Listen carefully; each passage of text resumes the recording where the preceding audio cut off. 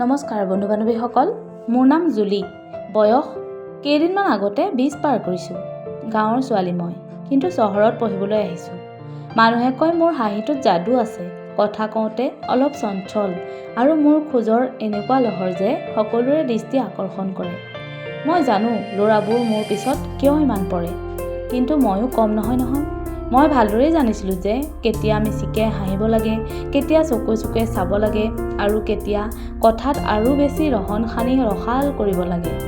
তেতিয়াহ'লে শুনক, এই কাহিনীটো মোৰ আৰু প্ৰণৱৰ। প্ৰণৱ আমাৰ চুবুৰীয়া, মানে কলেজৰ হোষ্টেলৰ তাৰ ৰুমৰ একদম কাষতে।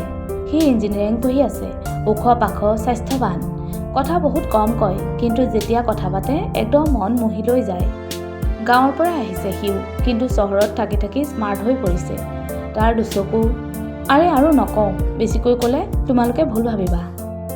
কাহিনীটো সম্পূৰ্ণকৈ জানিবলৈ হ'লে ডেছক্ৰিপশ্যনত দিয়া লিংকত ক্লিক কৰক। সম্পূৰ্ণ কাহিনীটো জানিব পাৰিব। ধন্যবাদ।